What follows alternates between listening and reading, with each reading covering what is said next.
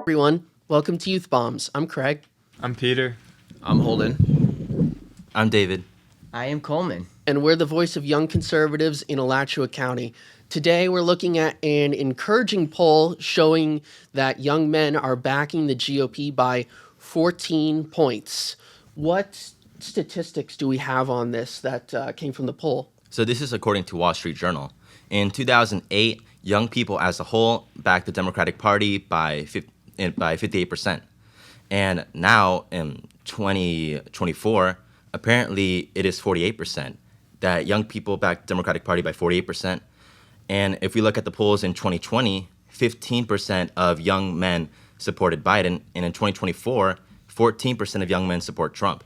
There's been a massive shift, and especially in young men, when it comes to who to vote for, who to support, and in which party to align themselves with. And a lot of it is probably cultural, because we also see a trend where we have a lot of rappers, a lot of masculine figures, people like Kodak Black, Sway Lee, Anuel AA, Lil Pump, Mike Yep. Tyson, and a lot of people that really resonate with young men that are also supporting Trump.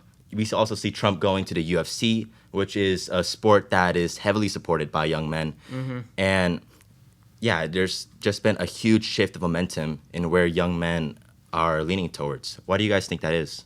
It's a question of what can the Republicans versus the Democrats do for young men. People are seeing rising inflation, potential for higher taxes, not good things coming across for raising families, getting a family started, buying a home, renting is up 20%. So we look at all these things, the costs are way up, and it just isn't working for young people in this country. In college, what's the environment like? Have you noticed a difference from, say, high school? Yeah, I think we definitely have. And I would trace this all the way back to COVID, is when I really think the shift started.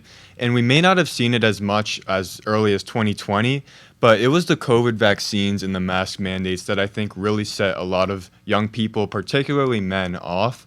And I was one of them. This was something that, we don't want to be locked down. And I think that was the beginning of young men waking up and realizing that the Democratic Party stands for tyranny.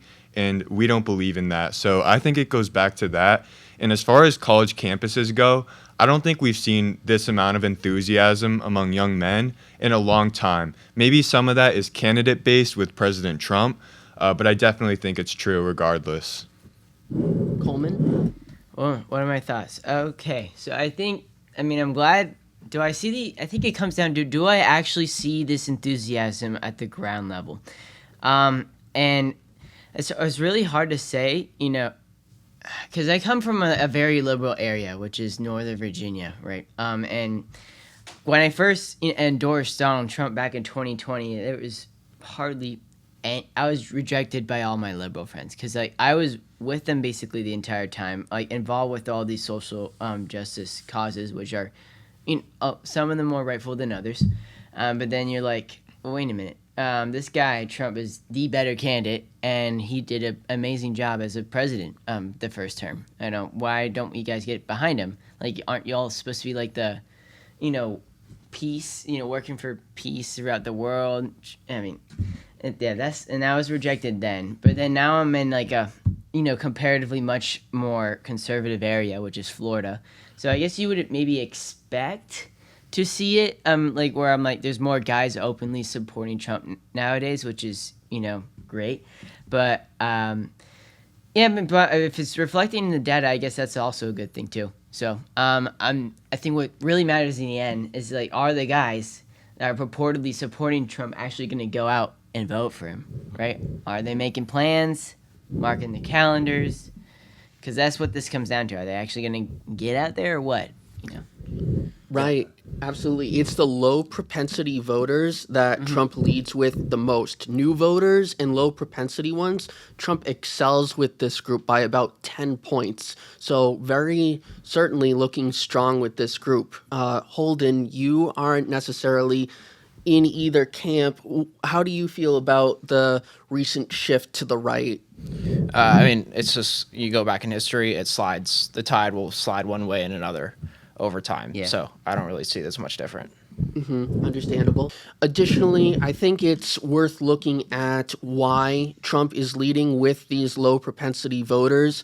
They've been cast aside by the political class. As we know, their interests are ignored and they aren't looked to for their opinions, what they think. They are cast aside and looked down upon. So this election is a chance to make your voice heard and really get out there and show how you feel. I think you're cringing, Holden. What's the deal? I think you're holding your tongue here. you could vote for either candidate. I just don't know how much it matters. Well, I think it really does matter. Like, we all saw an assassination attempt occur on President Trump. It's been a long time since we've had one of those. I think it's been since Ronald Reagan and before him, John F. Kennedy.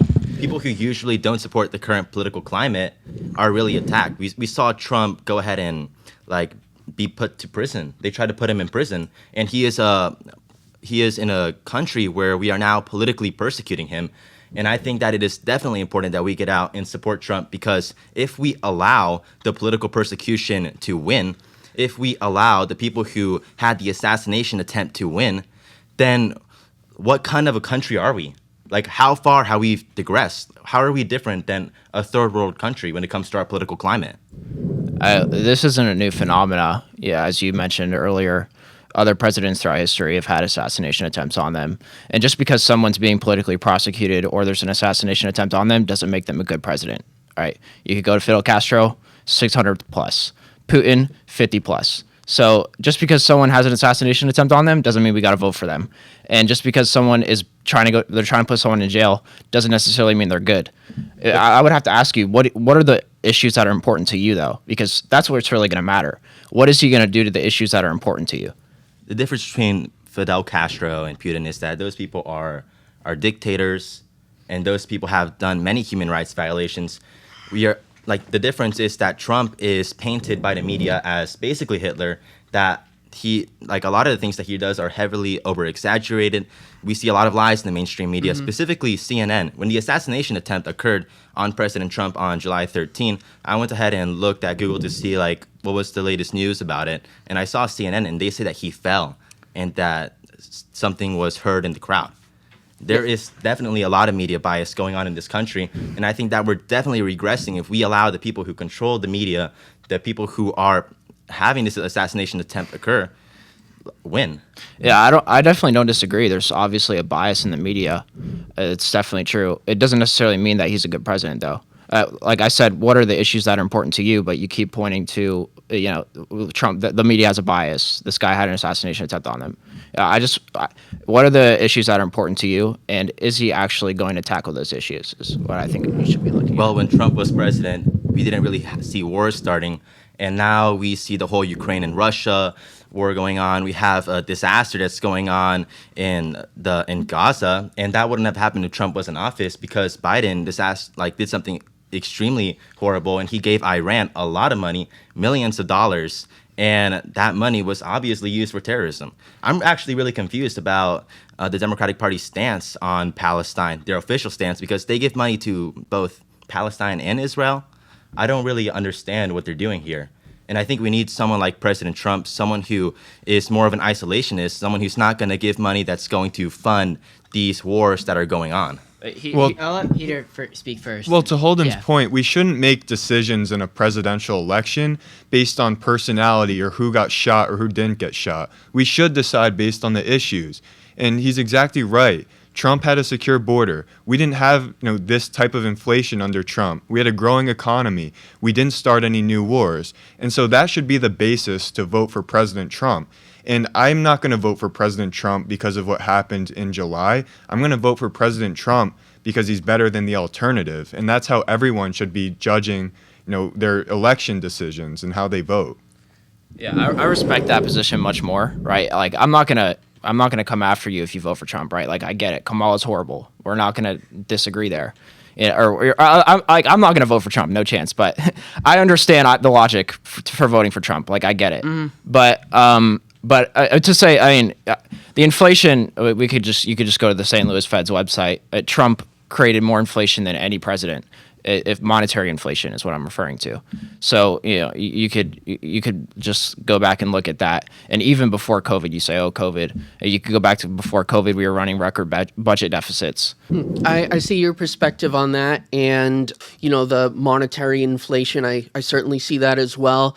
Overall inflation under President Trump was about 1.9% per year, but certainly important to keep an eye on multiple things and see where the numbers really stack up. But I think overall, looking at the economy, current inflation, current proposed tax increases like the tax on unrealized capital gains or the tax increase on capital gains, that's really going to hurt America. America's already hurting, and it's time for a change. Any closing thoughts? I think generally we needed something to consider is that I would classify all five of us here hyper informed citizens compared to like people generally. But what I mean by that is like we all follow the news far more closely and the stats and what have you, job reports far more closely than most people. How can I make that claim? Is because part of it is just because I think people just are turned off generally by the news, as I can attest to by the majority of my friend groups, besides the ones that are explicitly conservative and involved in politics. And then two, I guess I'll just say, I mean, there's some factions within the hyper-informed that are like, apathetic towards Trump. Say, for instance, like hyper-specific critiques on his economic policy, which, okay. But then there's also people who are like, oh, I want the 2016 Trump, who is not just against illegal migration, but against, excessive legal migration. Or I want Trump to like actually arrest Hillary Clinton. He's not extreme enough, and yada yada. Trump's, I don't know, bought by eighth pack now, and he's whatever. But anyway, I think what it comes down to the poll that was brought up initially, the young men. Are all these men like hyper informed people like the rest of us at this panel? Probably not. So I guess it's hard to say like what exactly is winning them over. I would just say bravery, I think, is number one. Bravery and resilience, I think, as the two things that young men are really looking for. Men who don't give up no matter what they're facing adversarially. And I think that, do you know how powerful that symbolism is? I mean, where I live, which is like right next to campus, I got to meet some of my neighbors who are now like flying the Trump, post assassination attempt photo where he's raising his fist saying fight, fight, fight. I wouldn't have never guessed these, frat guys, would have care about politics, but I think what they care about is bravery and masculinity, period, which I think is being attacked heavily on the national level. And Trump is a resurgence of that. I agree, and I also want to drag the point also that the Democratic Party has really gone so far. Like before, like we take 50 years ago when it used to be cool to be a Democrat, when it used to be cool to be with the whole abortion movement, when it used to be cool to be with the whole LGBTQ movement. Like now they want to change kids like genders, and now everybody's making up their own gender, and a lot of their like positions, they're not masculine at all, or like they're not cool at all. Like, and everybody is shoving this ideology down our throats. And I think that everything has an equal and opposite reaction, that eventually, like, the young people are going to fight back, which is what we're doing, and we're going to try to take the culture back for ourselves. And I would agree that, like, being a Republican is definitely a symbol of bravery right now. Being a Trump supporter is definitely a symbol of bravery right now, just because we're so heavily oppressed. Now, it seems that young men want to resist, and the young men want to fight back. Like, when I had a boxing match a couple months ago, I wore a Make America Great Again hat. And like I did it because it was badass, and I got a lot of cheer in California, a lot of jeers too. But it's badass. It's a symbol of bravery. It's a symbol that you're standing up for like what you think is right. Understandable. And the bravery aspect, I think, is powerful. But I think the leading indicator is just the reality on the ground with the cost of living and what Kamala is proposing. bravery and strength certainly resonate with me, and I see Trump as a very strong figure who emulates those qualities. But at the end of the day, I think people are being logical and looking at, look, it's too expensive to raise a family in America. It's too expensive to rent a house or to buy a house. We need change. Holden, you look like you had a comment. Yeah. I just wanted to say something earlier. So the reason I brought up Fidel Castro and Putin is because those are not good guys, and there were assassination attempts on them. So I'm saying just because there's an assassination attempt on you doesn't mean you're a good thing. Now, I just wanted to say that. And also, I forgot what I was going to say about Coleman, but I just wanted to make that clear. That's why I brought that up. Oh, can I clarify Sure. the point that I was making? So I think that if you're going to support, like if you're going to be conservative or liberal or libertarian, it's definitely should be because of the policies. I'm just saying that the heavy oppression of the conservative movement, the heavy oppression of Trump, is definitely another reason to get out of your seats and stop just watching this from your home and get out and vote, to take actions that you can be part of the movement that fights back and to vote for what your beliefs align with. I'm not saying that that should be the sole reason for you voting, but that should be definitely one of the reasons why you stop watching from your seat and thinking that everything's going to be okay, that somehow this is going to resolve itself. Get out of your seat and be part of the movement that is resisting the current oppression that is going on, and vote. Right, absolutely. Throw off the yoke of the elites. Now is the time. Anyway, thank you everyone so much for watching. We really appreciate it. We upload every Monday, Wednesday, and Friday at 1 p.m. If you'd like to reach out to us or have any questions or comments, feel free at youthbums@alatrorepublicans.com. Thanks so much, everyone.